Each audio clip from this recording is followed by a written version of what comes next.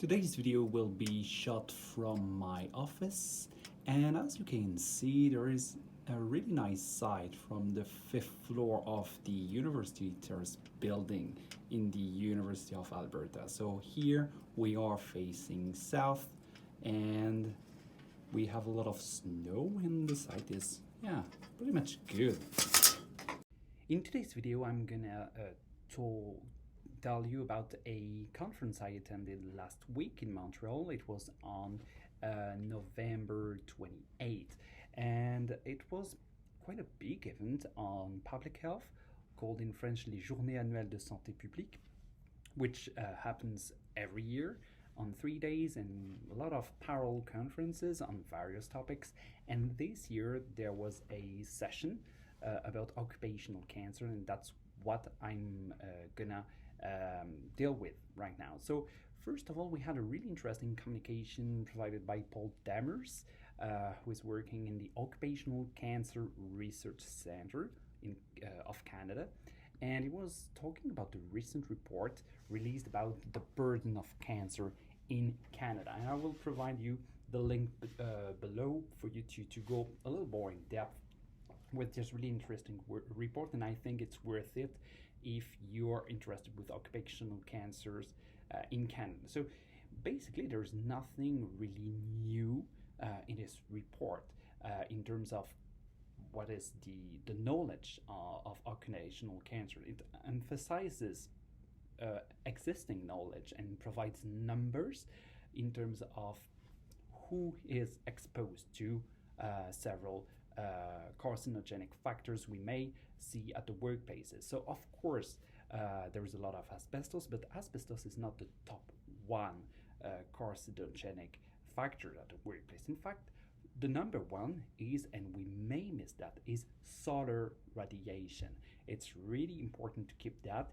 It provides skin cancers, and it's quite important to keep that. Non-melanoma skin cancers are the risk of such cancer is increased with exposure to solar radiation.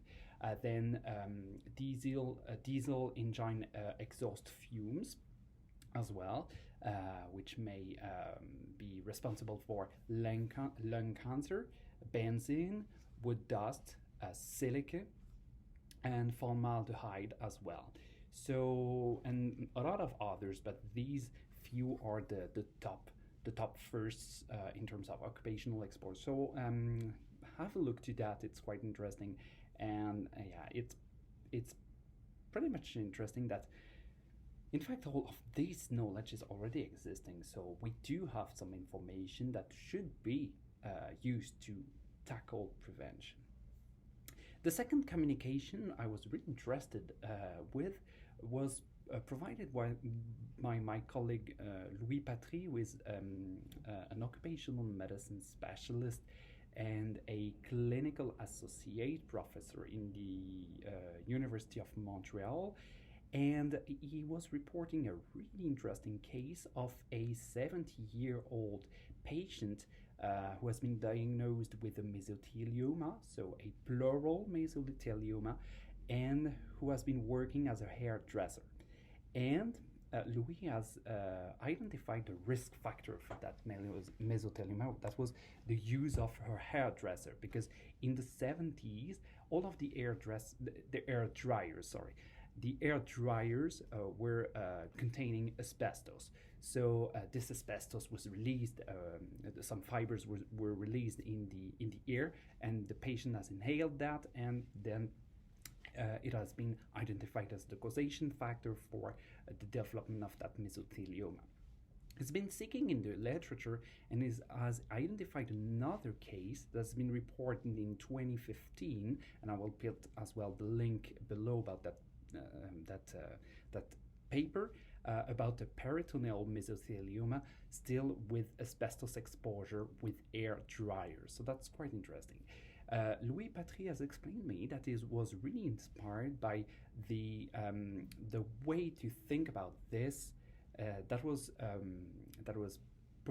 provided by a French researcher called Brahim Mohamed Brahim, who has coined the field in ergonomics that is really linked with toxicology, and is called ergotoxicology. So it gathers together some knowledge about the work exposures and routes of entry and toxicologic data. All of this is a bit too short to be accurate as a description. Ergotoxicology is a bit more, something more precise than that, but still, the idea of combining work knowledge and toxicology data was at the basics of that really interesting case report. And so I was, I was not probably able to think about that in the first occurrence of that, thinking about where the mesothelioma in a hairdresser is coming from, but now it seems quite obvious. So it was quite interesting. Then there was an interesting discussion. I will just summarize this a little bit more shortly about fire investigators. So these guys are coming after a fire, and they are performing investigations where this fire has occurred to know whether it was a criminal or accidental, and then they are performing, doing sampling and whatever. And the question was, but they may be exposed to some carcinogenics, so should they be provided with SCBA? So the total air breathing equipment. And so the discussion was really interesting because providing too much protection was a risk factor for the people to leave the profession. They were saying, I'm not gonna work anymore if it's too much difficult to wear all of this stuff, and this is not what I want. I've been doing this job for ages. This is too difficult. So the discussion during this this communication led us to a point in which we kind of agree on the fact that it was quite interesting to do a case-by-case analysis to see what was going on, and then decide not to have a general rule. We need to know what are the risks at the workplace in order to tackle prevention, to suppress risks, but then to assess the remaining risks, and then to provide prevention